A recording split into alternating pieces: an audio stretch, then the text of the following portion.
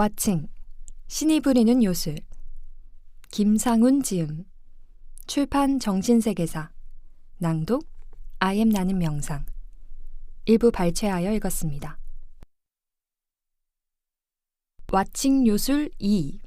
나를 나무로 바라보면 효과 100배. 어느 날 이메일을 열어보니 한 여학생이 면담을 요청해 왔다. 그런데 평소 얌전하고 공부 잘하는 그 학생의 입에서 뜻밖의 말이 튀어나왔다. 선생님, 제가 골초예요.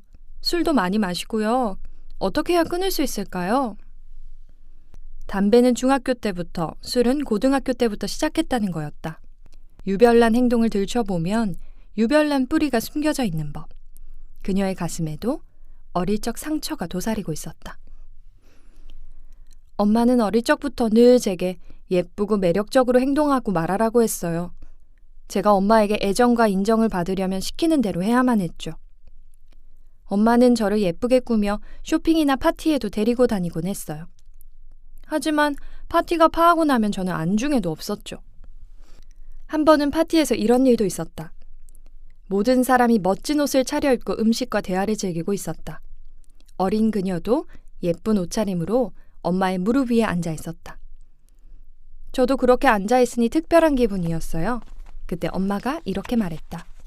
혜정아, 저쪽에 앉아있는 여자아이 예쁘지? 네가 가서 볼에 살짝 뽀뽀해주고 오렴? 그녀는 난처한 얼굴로 대답했다. 하지만 엄마, 난 저 애 몰라. 마음에 들지도 않고. 그게 무슨 당치 않는 소리니? 네가 좋아할 만한 애야. 냉큼 가서 뽀뽀해주고 와. 엄마가 시키는 대로 꼭두각시처럼 행동하라는 거였다.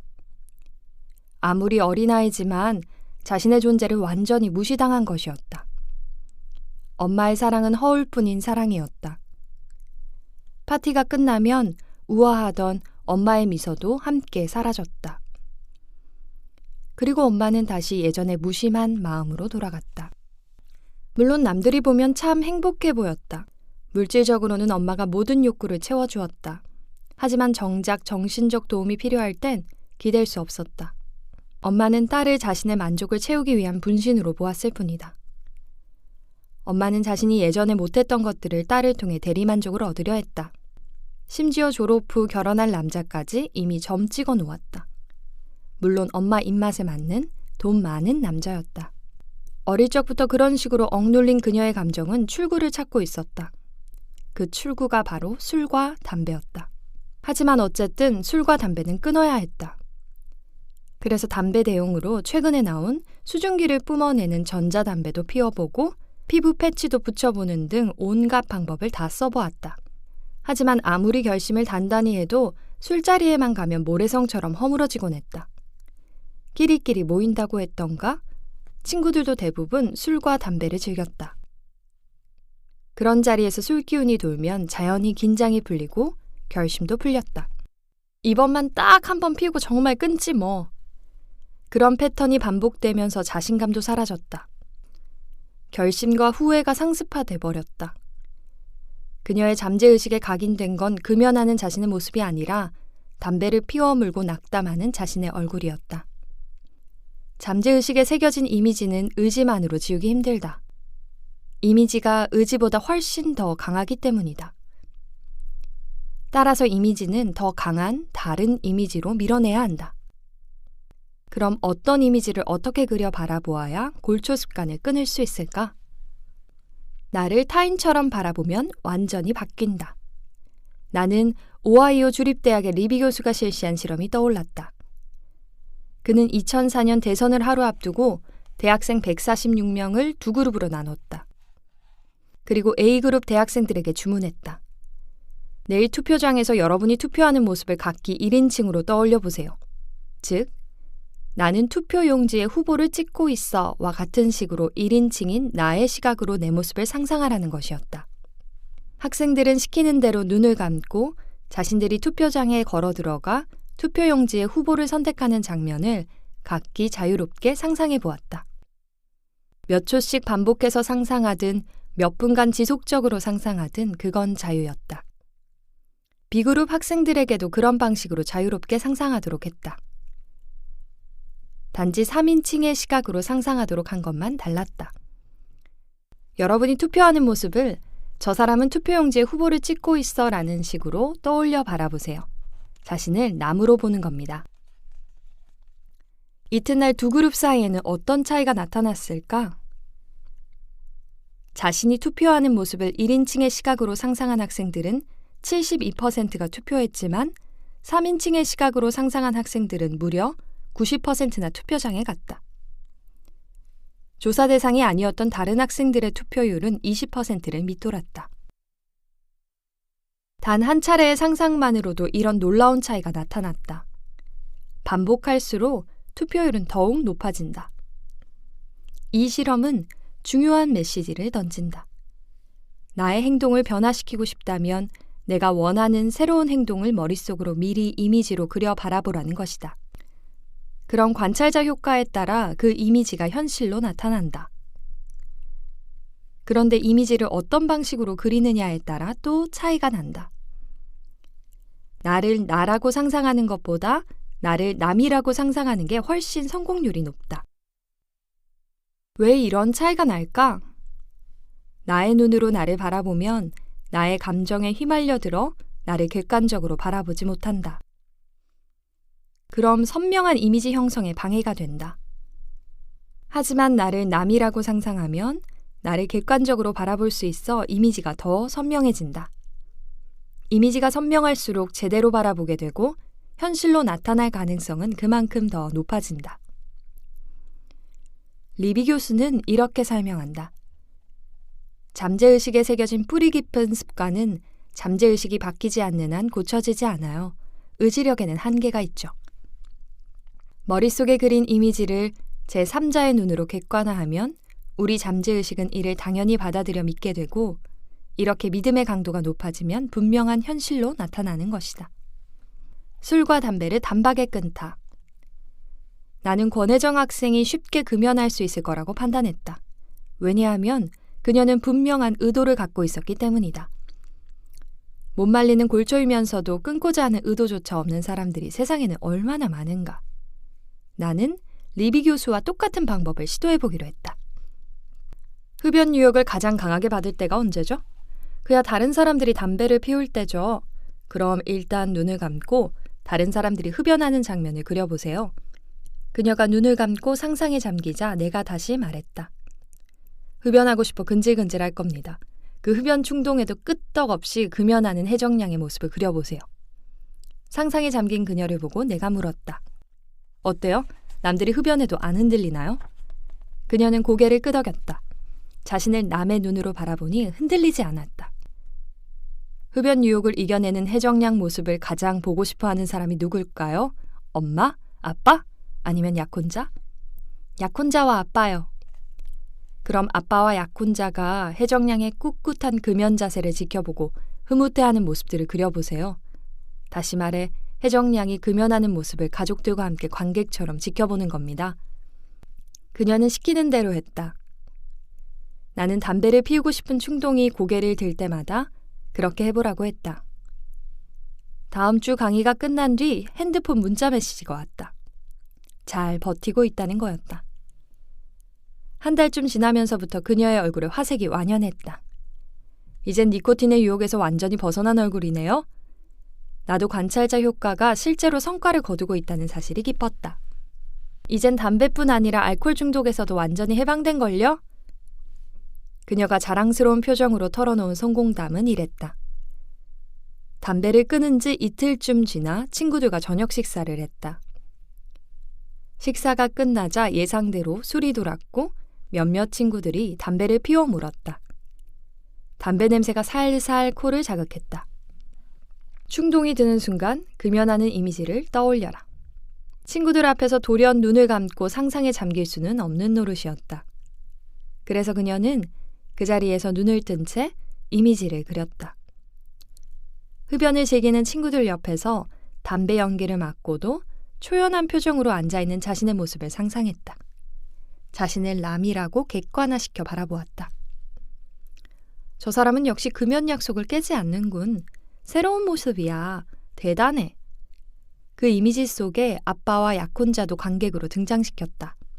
금연 유혹을 꿋꿋하게 떨쳐내는 그녀를 보고 아빠가 중얼거렸다. 우리 혜정이가 이제 정말 담배를 끊었나 봐. 그 모습을 상상한 그녀는 으쓱해졌다. 오랜만에 아빠를 기쁘게 해드렸다는 뿌듯한 자부심도 밀려왔다. 상상으로 이렇게 고비를 넘기자 그 다음부터는 점점 더 쉬워졌다. 우선 상상 자체가 쉬워졌다. 흡연 욕구가 고개를 들 때마다 불과 몇 초씩 금연하는 자신의 이미지를 떠올리면 그만이었다. 그녀는 이런 호기심도 들었다. 금연하는 나의 모습을 종이에 그리면 어떨까? 마찬가지 효과가 있을까? 금연 욕구가 들 때마다 종이 쪽지에 얼른 금연 이미지를 그려놓고 가만히 바라보았다. 신기한 일이었다. 그 자체만으로도 충동이 사라지는 것이었다. 이 역시 자신을 객관화시켜 바라보는 방식이기 때문이다. 그녀는 폭음 습관도 마찬가지 방법으로 이겨냈다. 사실상 단 한 차례의 상상만으로 10년 가까이 계속되어 온 흡연, 음주 습관을 끊어버렸다. 상상 속에 청중을 등장시켜라. 한 남학생은 발표할 때만 되면 좌불안석이었다. 연신 헛기침을 해대고 손을 비비적거렸다. 연단에 나가서도 벌건 얼굴로 더듬거리기 일쑤였다. 그러니 의사 전달이 제대로 될 리 없었다. 그 모습을 보니 불현듯 내가 무대 공포증에 떨던 순간이 떠올랐다. 방송국에 들어가 10여 년쯤 됐던 때였다. 어느 날 보도국장이 찾아왔다. 바쁘지? 다음 주부터 저녁 뉴스 프로를 강화할 생각이네. 자네가 앵커 좀 맡아줘. 당시 나는 정치부 기자로 총리실 취재를 담당하고 있었다. 사실 그 일만으로도 바빴다. 하지만 새로운 경험을 해보는 것도 기회라 생각했다. 하지만 막상 방송할 날이 바짝 다가오자 나도 모르게 떨리기 시작했다. 바로 전날 밤에는 잠을 못 이루고 뒤척거렸다. 생방송하다가 말을 더듬기라도 하면 무슨 망신이지? 방송사고가 나면 어떡하지? 총리실에 나갔다가 돌아와 초긴장 상태로 10분 정도 일찍 스튜디오에 들어가 앉았다. 마이크와 이어폰, 큐시트 등을 확인하고 나니 마음이 좀 놓였다. 드디어 생방송의 시작을 알리는 큐 신호가 들어왔다. 여러분 안녕하십니까? 라는 인사말과 함께 헤드라인 몇 개를 읽었다. 그리고 첫 앵커 멘트를 끝내고 해당 기자의 리포트가 나갈 때 한숨을 돌렸다. 그러고 나니 긴장도가 확 떨어졌다. 그 다음부터는 쉬었다. 그때 느낀 건 역시 한번 해보고 나면 안 떨린다는 사실이었다. 방송 시작 전 내가 그토록 떨렸던 건 어떤 상황에서 어떤 말을 해야 할지 한 번도 해보지 않았기 때문이었다. 한 번 해보고 나면 왜 안 떨릴까? 그건 내가 어떤 상황에서 어떤 말을 해야 할지 분명하고 선명한 이미지가 그려지기 때문이다. 즉 미래의 행동이 선명한 이미지로 그려질수록 떨리지 않게 되고 자신감을 갖게 되는 것이다. 선명한 이미지는 완벽한 리허설이 만들어낸다. 세계적인 명연설가였던 미국의 존 F 케네디 대통령은 대중연설이 계획된 전날은 잠자리에 들기 전 반드시 상상 속에서 연설을 하곤 했다. 머릿속으로 연단에 올라선 자신의 모습을 떠올리면서 약 10분 동안 연설 내용을 쭉 훑어보는 것이었다. 연설 내용뿐 아니라 연설 속의 상황도 세세하게 그렸다. 청중들이 환호하는 모습, 자신이 취해야 할 제스처, 미소, 목소리 톤까지 구체적으로 그렸다. 이것을 지겹다는 생각이 들 정도로 연습하고 나면 떨리는 마음은 멀찌감치 달아나고 어서 빨리 연단에 서고 싶어 안달이 나기 마련이었다. 여기서 특이한 점은 그는 상상 속에 반드시 청중을 등장시켰다는 점이다. 캐나다 요크 대학의 베스케스 교수는 상상 속의 청중이 어떤 차이를 만들어내는지 실험해 보았다. 그는 대학생들에게 이렇게 말했다. 오늘은 3분씩 자유 연설할 시간을 주겠습니다. 각자 마음속으로 연설을 리허설해 보세요. 그는 학생들을 두 그룹으로 나눴다. A그룹에게는 이렇게 말했다. 자신의 모습을 1인칭으로 바라보며 리허설하세요. 즉 자신을 나의 시각으로 보는 겁니다. 반면 B그룹에게는 자신을 3인칭으로 바라보라고 했다. 자신을 청중과 함께 나무로 바라보는 장면을 상상해 보세요. 여러분 스스로도 청중이 되는 겁니다. 연설 리허설이 끝난 뒤 학생들에게 물었다. 자, 리허설이 끝났죠? 여러분은 이제 얼마나 성공적으로 연설을 할 수 있을까요? 성공에 대한 자신감을 1에서 10점까지의 점수로 매겨보세요. 1인칭의 눈으로 자신의 리허설을 바라본 A그룹은 평균 5점 정도의 자신감을 보였다. 반면 청중과 함께 자신의 리허설을 남의 눈으로 객관화시켜 바라본 B그룹은 평균 9점이 넘었다. 다수의 청중들로 하여금 자신의 리허설을 바라보도록 하면 왜 이처럼 자신감이 껑충 뛰어오를까? 베스케스 교수의 분석은 이렇다. 한 사람이 한 가지를 바라볼 때 변화가 일어난다면 여러 사람들이 한꺼번에 바라볼 땐 더 큰 변화가 일어나는 건 당연하죠. 지켜보는 사람들이 많아질수록 자신을 더욱더 객관적으로 바라볼 수 있기도 하고. 이 실험 결과는 2008년 베이징 올림픽에 참가했던 미국 올림픽 선수들의 심상화 훈련에 그대로 활용됐다. 부정적 기억들 지워내기. 그럼 과거의 기억은 어떨까? 나를 괴롭히는 과거의 불행한 추억도 자신의 눈으로 회상하는 것보다 다수의 제3자들과 함께 돌이켜보면 긍정적으로 회상될까? 코넬 대학의 길로비치 교수는 예일 대학, 오하이오 주립대학 교수들과 공동으로 그 답변을 찾아보았다. 그들은 내성적인 성격 때문에 고등학교 시절을 우울하게 보냈다는 대학생들에게 이렇게 주문했다. 고교 시절 가장 창피했던 순간을 회상해보세요. A그룹에게는 1인칭 시각으로, B그룹에게는 다수의 제3자, 즉 구부들의 시각으로 회상해보도록 했다. 결과는 예상대로였다. 1인칭 시각으로 회상한 학생들은 과거에 창피했던 순간을 그대로 떠올리고는 금방 우울해졌다. 고교 시절과 비교해 지금도 사교성이 나아지지 않았다고 보았다. 반면 여러 구부들의 시각으로 회상한 학생들은 창피했던 순간을 보다 객관적으로 보게 됐다. 그러면서 난 대학생이 된 지 사교성이 좋아졌어요 라고 대답했다. 불행했던 과거를 다수의 제3자 시각으로 바라보면 그게 별게 아니었구나 하며 긍정적인 면을 더욱 부풀려 보게 된다. 이런 자세는 곧바로 행동에도 반영된다. 제3자의 시각으로 과거를 회상한 학생들은 설문조사가 끝난 뒤 낯선 사람을 만나자 먼저 말을 거는 등 실제로 더욱 사교적으로 행동했다. 생각이 변하니 행동도 변했던 것이다. 길로비치 교수는 이렇게 분석한다. 난 이제 변했어. 내 성격은 이미 좋아졌어. 이렇게 믿게 되면 실제로 그렇게 행동하게 되죠. 그래서 더욱 많이 변화할 수 있는 동기가 생기게 됩니다. 반면 변화를 원하는 당사자가 자신만의 시각으로 과거를 바라보면 큰 진전을 이룬 게 별로 없어 보이죠. 과거의 감정에 휩싸여 더욱 우울해질 뿐이거든요.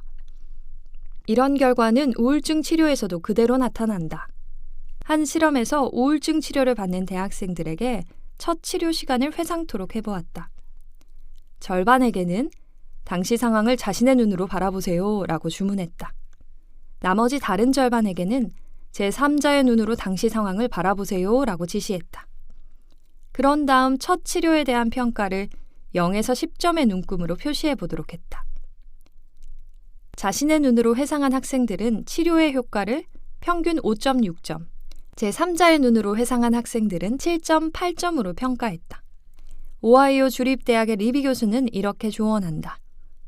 자신을 남으로 객관화시켜 바라보는 건 인생의 긍정적 변화를 유도하는 데 매우 훌륭한 기술이죠.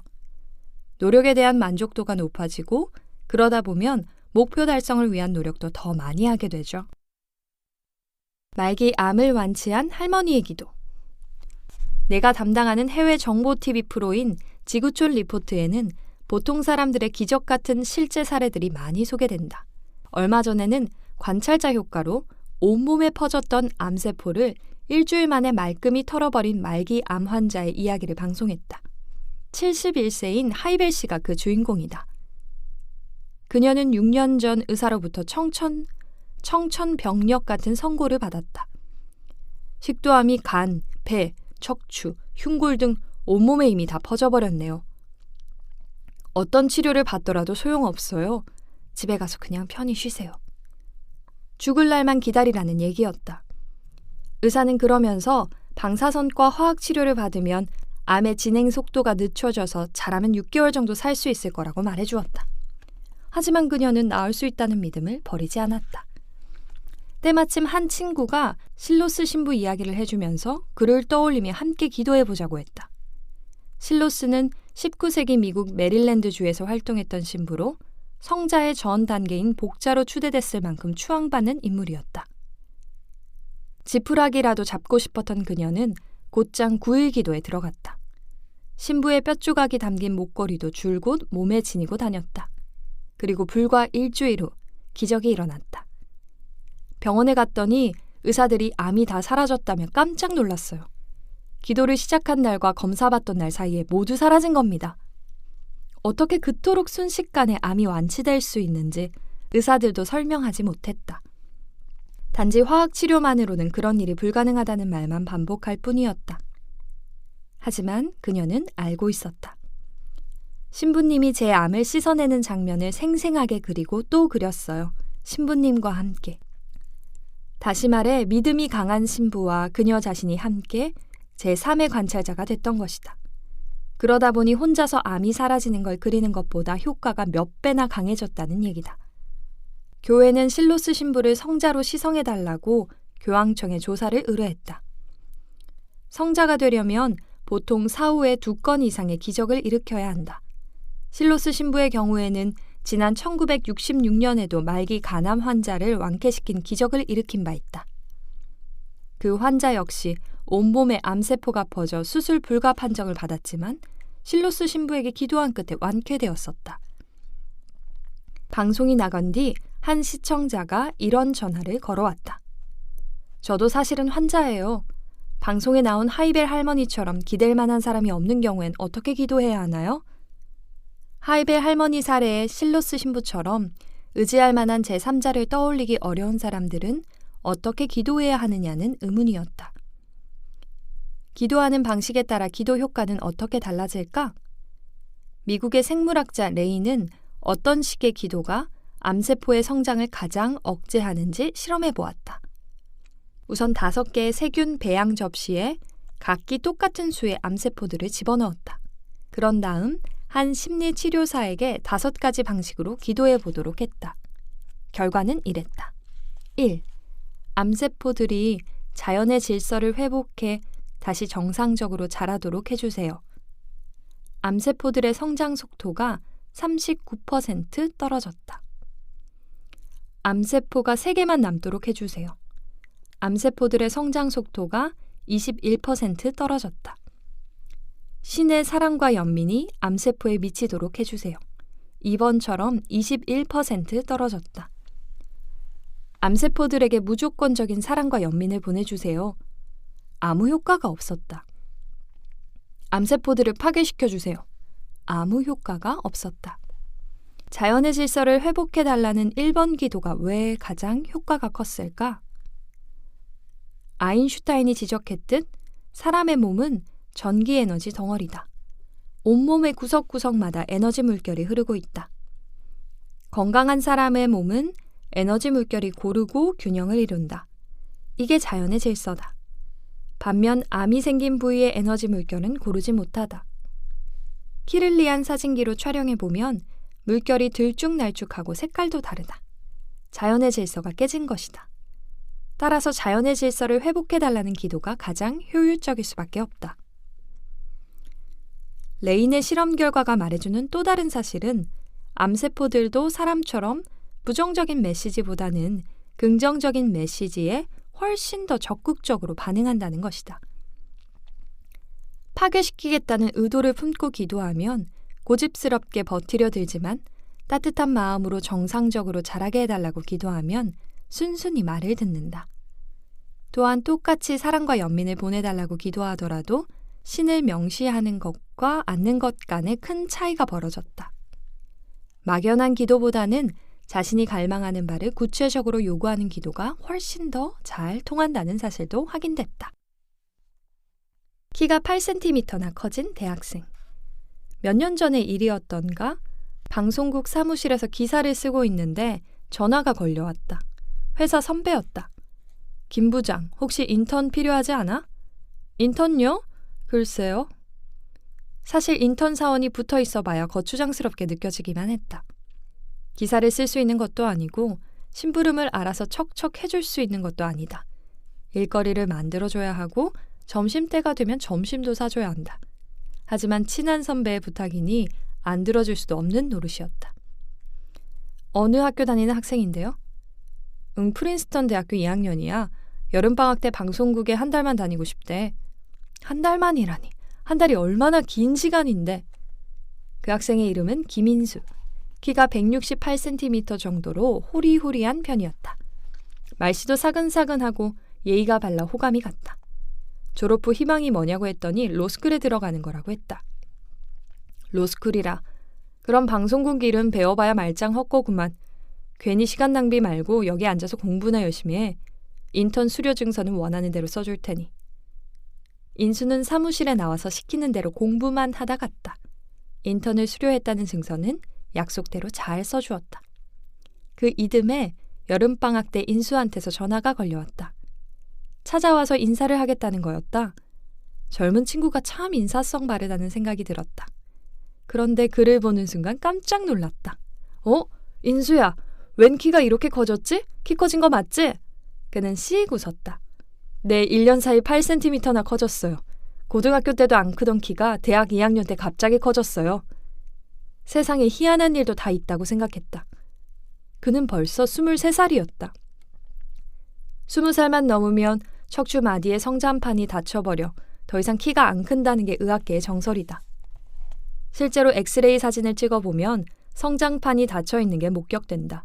의학적으로는 불가능한 일이다. 하지만 이 학생은 하느님에게 부탁하면 모든 게 이루어진다고 굳게 믿고 있었다. 그래서 매일 마음속으로 기도를 드렸다. 하느님, 키가 10cm만 더 커지게 해주세요.